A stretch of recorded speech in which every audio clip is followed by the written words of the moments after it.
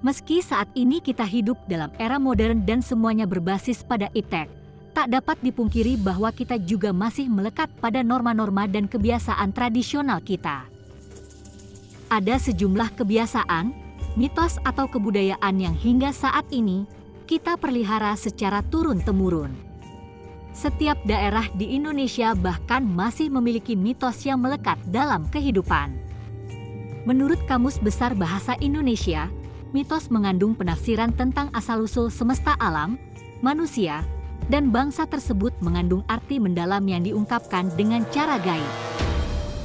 Mitos merupakan sebuah kepercayaan terhadap terjadinya sesuatu yang buruk tertimpa pada kita apabila kita melanggar sebuah pantangan. Kebanyakan mitos dikaitkan dengan hal berbau mistis seperti gaib dan ramalan umum yang sering terjadi. Dikarenakan pada zaman dahulu teknologi masih kuno, tidak secanggih sekarang. Sehingga para manusia zaman dahulu mengaitkan dengan hal mistis dan dianggap tabu untuk melakukan sesuatu yang secara umum menjadi sebuah kebiasaan aneh yang berulang pada suatu kejadian yang sama. Bahkan melalui mitos ini pula menjadi cara ampuh bagi orang-orang tua di zaman dahulu untuk mengingatkan anak-anak mereka. Seiring perkembangan zaman dan teknologi makin bertambah maju, ada beberapa mitos yang kini malah sering dilanggar. Dilansir dari berbagai sumber dan pengamatan, inilah mitos yang masih kerap kita jumpai di sekitar kita. Berikut kami rangkum beberapa mitos turun-menurun versi jejak hiburan.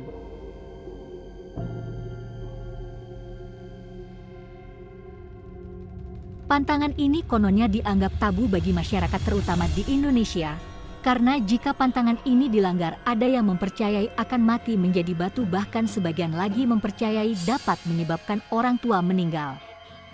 Bahkan ada yang mengatakan kuku kita akan menjadi kunang-kunang. Pantangan ini sudah ada sejak zaman dulu, tetapi sekarang tampaknya mitos ini sudah banyak dilanggar orang dan terbukti tidak terjadi apa-apa.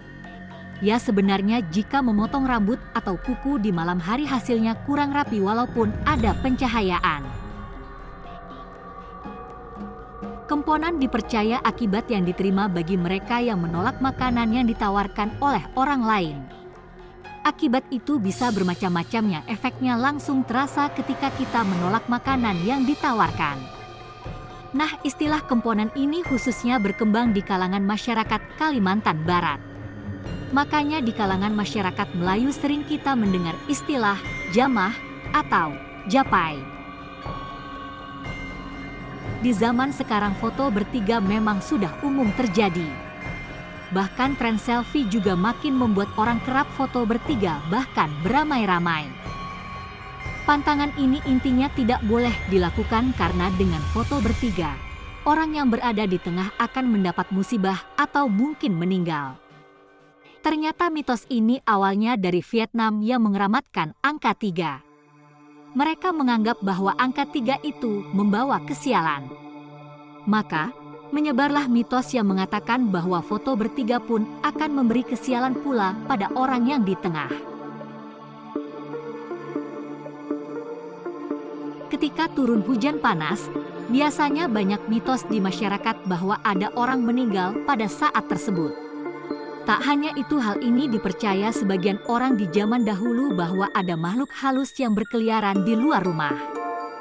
Untuk menghindarinya, sebagian masyarakat saat itu percaya diantaranya mulai melakukan sejumlah hal, diantaranya memasang lilin atau lentera, menyiapkan sapu dari jerami padi, membakar garam dan kulit bawang, menutup lubang yang ada di rumah, menyisipkan rumput atau daun ilalang ke telinga yang konon katanya untuk menghindari makhluk halus mengganggu kita.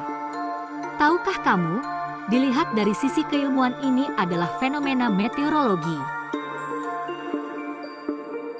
Beberapa kalangan masyarakat masih meyakini bahwa ketika pelangi muncul selalu diiringi dengan bidadari yang turun dari langit. Kehadiran pelangi diyakini sebagai jembatan penghubung antara langit dan bumi. Hal ini diyakini jika dilanggar maka kita akan mendapatkan mara bahaya. Fakta jika kita melihat pelangi akan membuat orang menjadi lengah akan keindahannya dan lupa kondisi di sekitar hingga hilang konsentrasi sehingga terjadi hal-hal tidak diinginkan. Orang zaman dulu percaya malam hari adalah pengumpulan rejeki dan jika disapu maka rejeki itu akan keluar lewat pintu. Pantangan ini juga mulai ditinggal.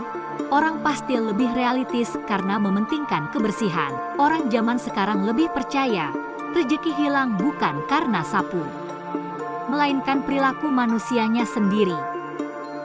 Hal ini dilarang, konon katanya akan mendatangkan makhluk halus ke dalam rumah. Hanya di zaman saat ini jika bersiul di malam hari maka kesannya dinilai kurang beretika.